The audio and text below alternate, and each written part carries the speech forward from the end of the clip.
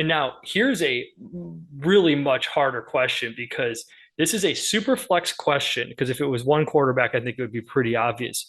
But For those of you who are fantasy football 101, a super flex is a format in which you can start a quarterback in the flex position, which is unusual because quarterbacks are usually higher scoring on average, but less differentiation between them, which makes them in a normal league a little less valuable.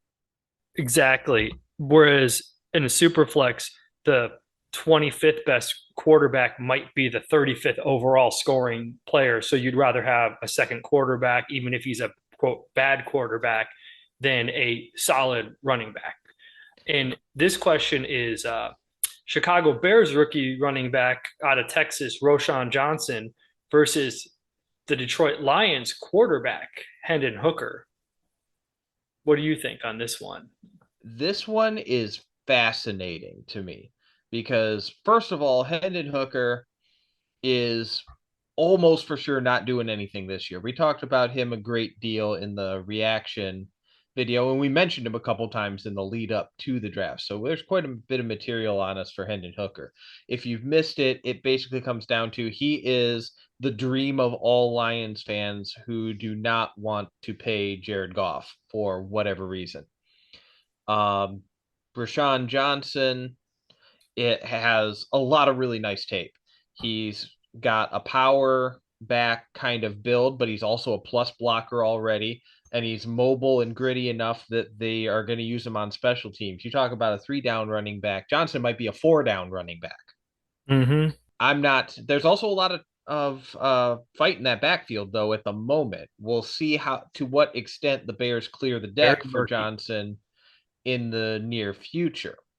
But I do feel that the utility of Johnson's skill set is going to have him see the field this year. Of course, this year is only part of the concern in a dynasty league, and it's not a concern at all if you don't think you're in your championship window. Hooker would be great if you're trying to tank this year for Caleb Williams or Marvin Harrison next year because you're redshirting him this year anyways, and then you might get two quarterbacks the price of one next year on the cheap. But I think I really like Roschon's situation because it's a very murky backfield in Chicago, but they didn't spend a lot of capital on Deontay Foreman or Khalil Herbert. Herbert was a 6 round pick. He looked better than Montgomery, and he could be the guy. There's a really good chance that he will be the starter. And a lot of people in Chicago think that, Roschon's the big body mauler that's going to compete with Deontay Foreman as the Thunder to Khalil Herbert's Lightning. However, as you mentioned earlier, Roschon's a really good pass blocker. So he could be the third down back, which is kind of crazy to think a big guy is a third down back, which then makes his draft profile look like Ramondre Stevenson, who's a big boy that can block and catch. And suddenly, before you know it, he's the 3 down back and he's a top 10 fantasy running back. And before you know it, and he's vanquished, the 1 year contract, Deontay Foreman, and the 6th round pick, Khalil Herbert.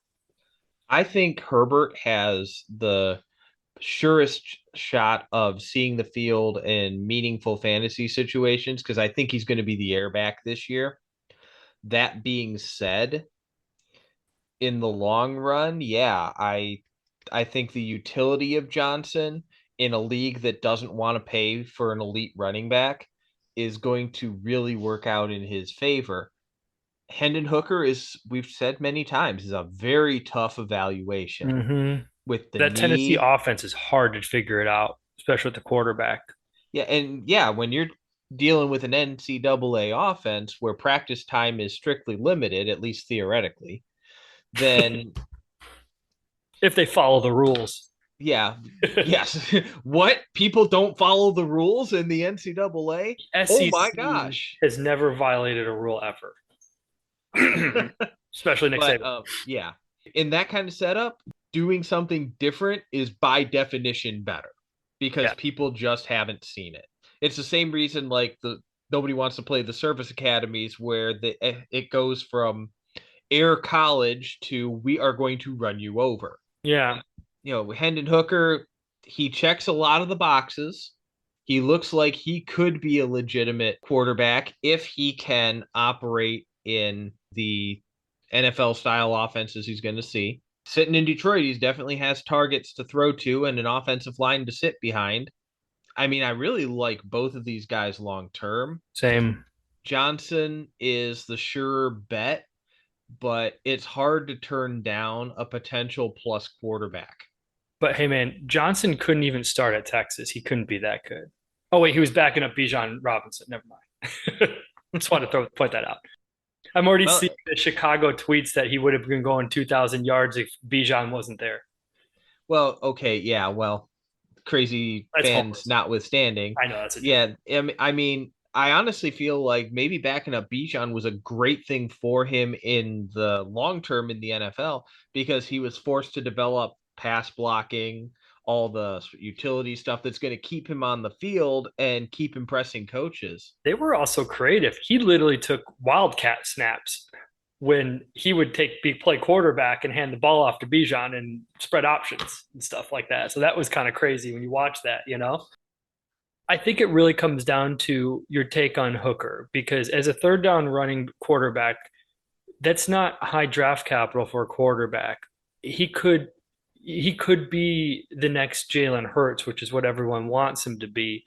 But it's also probably more likely he's the next Malik Willis or Kellen Mond, who were fellow third round draft picks a couple of years ago at Tennessee and Minnesota, and they're pretty much not even on the team anymore. They're on the team, but they're buried. A lot of times red-shirted quarterbacks get forgotten about if they don't do anything to make the team that has them remember that they're there. Exactly. This is Joe Smith from the Midwest Football Podcast. Please remember to like, subscribe, and leave a comment. It all helps us grow our show. Look for our full show, too, anywhere you find podcasts. Links below.